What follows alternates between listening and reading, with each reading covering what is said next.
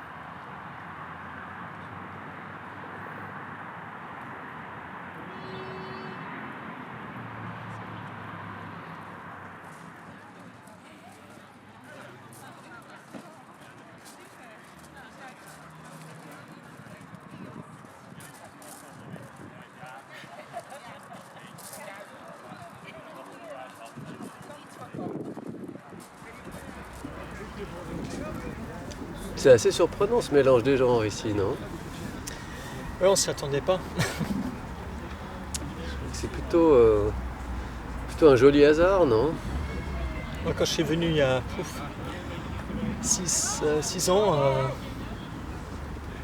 peu près, il y avait vraiment personne. On était peut-être 6 dans le parc. Mais tu sais, quand on est arrivé, je pensais pas vibrer tellement en étant ici, à première vue, hein. Et le contraste avec ce groupe de team building, là, je trouve que ça a activé un petit peu quelque chose d'intéressant, quoi. Cette confrontation d'imaginaire communiste et capitaliste, là, complètement imprévue, je trouve que ça amène un peu de piquant, là, dans cette visite du parc, là. Ouais, là, c'est cette perte d'individualité qui marchait dans les deux régimes, en fait, qui marche toujours, hein, dans le monde capitaliste où tu fais partie d'un groupe, tu es au service d'eux, et puis là c'est assez flagrant avec ce décor, des statues quand même assez théâtral. Toi, tu voulais dire quelque chose sur le réalisme des sculptures avant? Oui, en fait, moi, le réalisme socialiste, j'ai toujours trouvé ça assez grinçant parce que c'est un art convenu et stipendié par le régime. Donc ça m'a jamais paru très intéressant, mais le fait que le régime soit tombé et qu'on a 30 ans de recul, c'est quand même pas mal. Ça change passablement la perception. On commence à les regarder comme on regarderait des ruines romaines en fait, ouais. Les ruines d'un empire qui s'est effondré, les ruines d'idéologie aussi. Et c'est assez drôle parce que le fait qu'ils soient décontextualisés, ces sculptures soient décontextualisées, ça les transforme aussi en éléments un peu. C'est des orphelins, quoi. Je les trouve comme des orphelins en perte d'idéologie. On disait de l'autre côté que plutôt que ces personnages qui avançaient en courant, on a l'impression qu'ils étaient en train de fuir au feu, hein. Et donc voilà, c'est une drôle d'ambiance, quoi. Et puis finalement ce monde qui fait des selfies devant ces sculptures comme en toute ignorance de cette histoire, quoi.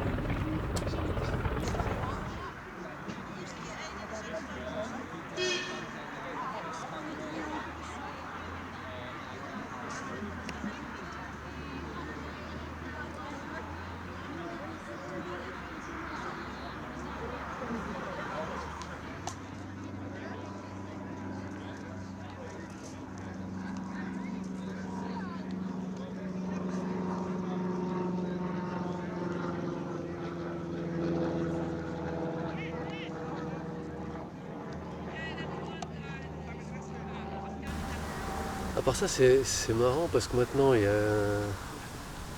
tout le groupe là de cette boîte hollandaise est parti et on pourrait presque croire que ça s'est jamais passé. Le parc il est redevenu ici à peu près normal, à peu près silencieux, il n'y a plus que 2-3 personnes, je pense comme il y a d'habitude. Et c'est après le spectacle. C'est comme si ça avait été une sorte de vision cauchemardesque, quoi. Comme si ça avait été une méditation sur les idéologies ou Et puis les corps ne font que passer, hein. Les sculptures sont, malgré leur apparence, immobiles. Et c'est ça qui est assez drôle, ça s'est vidé. La place s'est vidée. Et c'est ça, dans 20 ans, ce ne sera pas les mêmes gens et ce sera les mêmes sculptures. Donc il y a une sorte de... les êtres humains, c'est des mousses et des lichens qui s'accrochent aux pierres, mais qui s'arrachent. Et les pierres restent. Et c'est fou aussi comme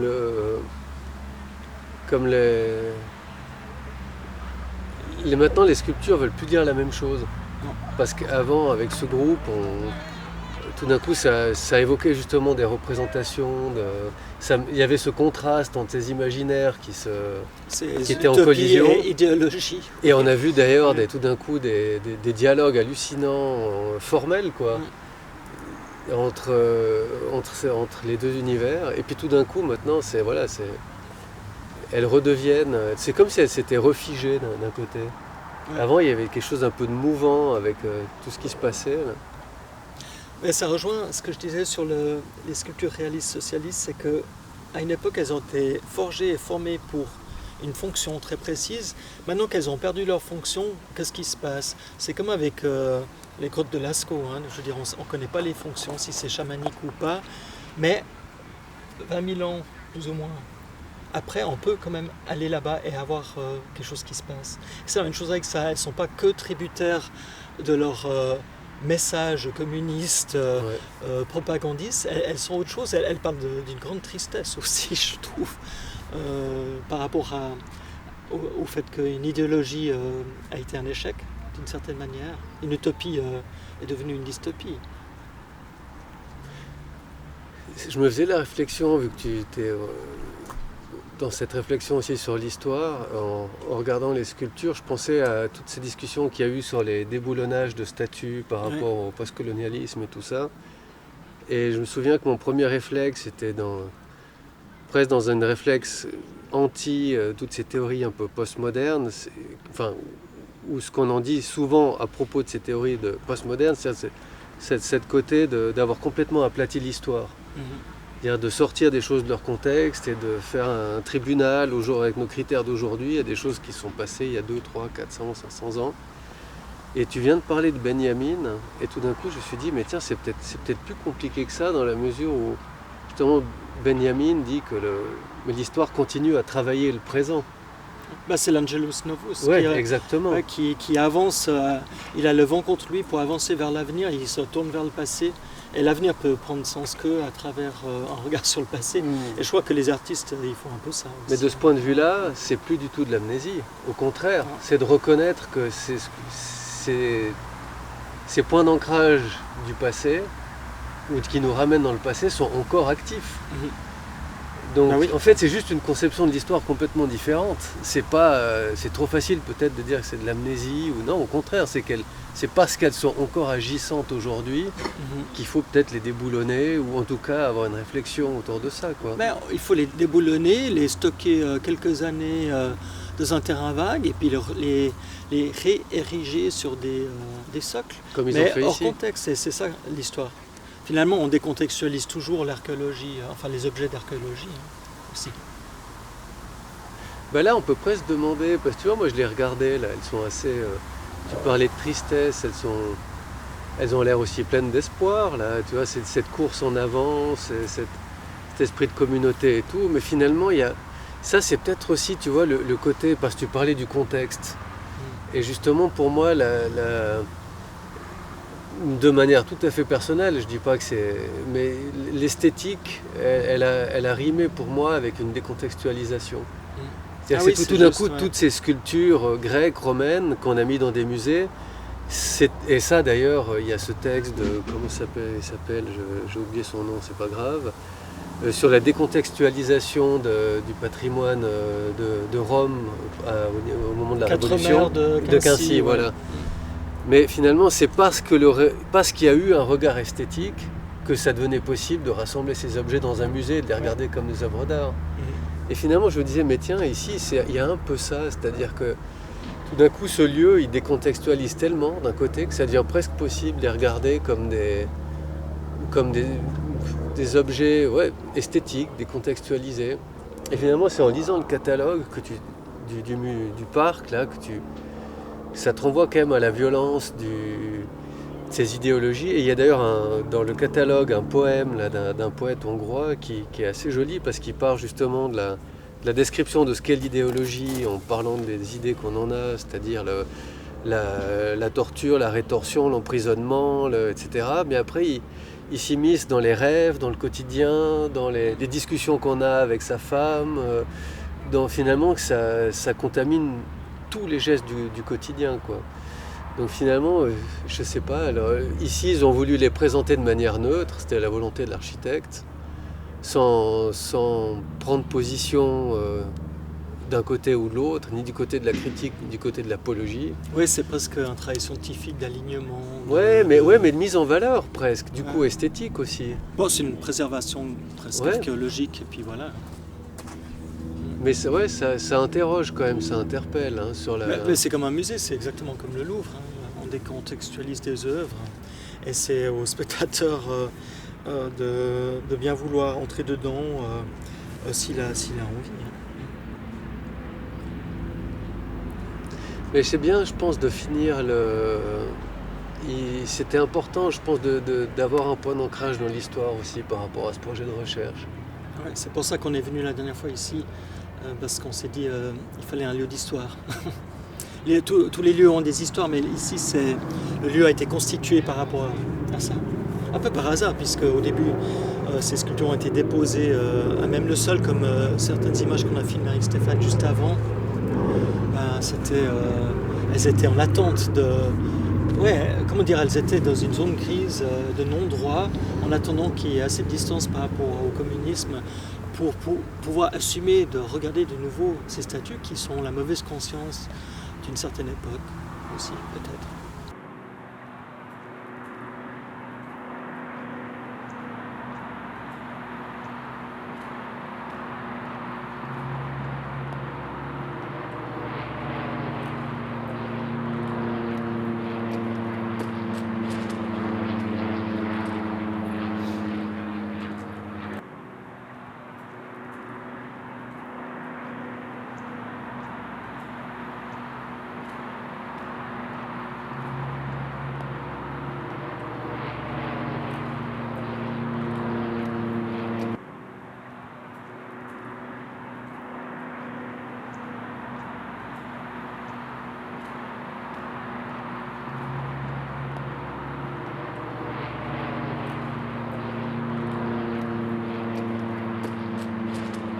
J'aimerais revenir sur la partie qui nous a amenés à Budapest, c'était par rapport au titre Imaginaire résiduel, titre que toi tu avais imaginé. Et je pense que c'est le voyage le plus marqué sur la question de comment on se place, pas seulement par rapport à un lieu, mais par rapport à un temps et une historicité. Et tu l'as évoqué avant, Gorbatchev vient de mourir. C'est assez drôle comme coïncidence. Finalement, les régimes communistes se sont écroulés, en tout cas en Hongrie, suite à l'écroulement de l'Empire soviétique.